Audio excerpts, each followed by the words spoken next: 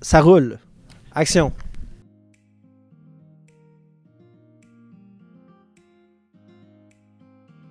Je suis Claudia Doucet, directrice artistique de la Serre Art Vivant et je suis heureuse de porter ce projet pour la 8e édition.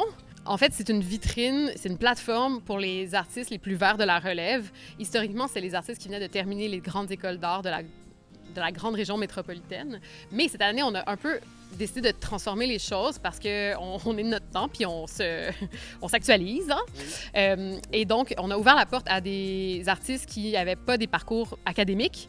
Donc, on va avoir des projets qui vont venir de des démarches de création, comme par exemple, on a quelques projets qui viennent du street dance ou de traditions qui ne sont pas représentées dans nos milieux universitaires ou académiques.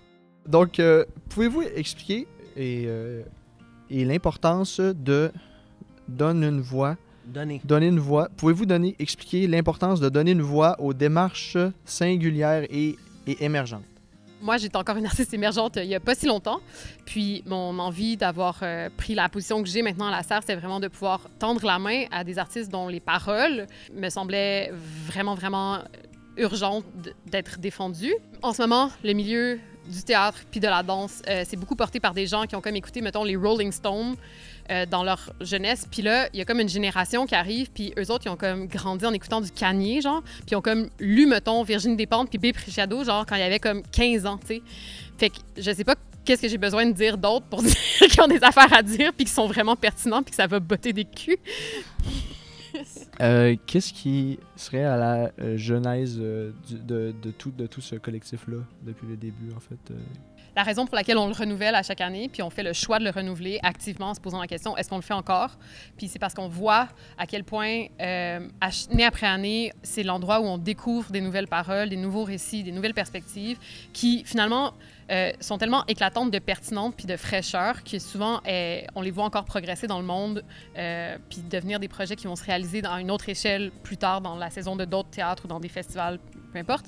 Il y a beaucoup de trajets d'artistes émergents qui doivent prendre beaucoup de bifurcations avant qu'on les écoute vraiment, qu'on écoute leurs propositions, qu'on écoute ce qu'ils ont à défendre, ce qu'ils ont à crier, ce qu'ils ont à murmurer. Puis vous êtes ici, ben c'est peut-être une espèce de... C'est pas un shortcut, c'est juste pas faire le détour. C'est juste avoir accès à un public de saison pour pouvoir prendre une place, comme d'autres générations d'artistes en ont peut-être une plus tard. Qu'est-ce que vous allez nous présenter Je vais présenter une performance qui s'appelle Excaver, déféquer, habiter, qui est autour des traumatismes puis de la santé mentale. Fait que c'est un parallèle entre l'excavation, creuser, fouiller à l'intérieur de soi ces traumatismes-là, déféquer, dans le sens que des fois, c'est des crottes intérieures qui nous remuent puis qui sont à l'intérieur de nous, qu'on ne sait pas quoi faire avec. Puis en même temps, les habiter aussi, parce que ils font partie de nous. On sait que les traumatismes nous passent par le corps aussi. Il y a beaucoup de théories, puis la somatique, tout ça autour de ces choses-là, après les traumatismes.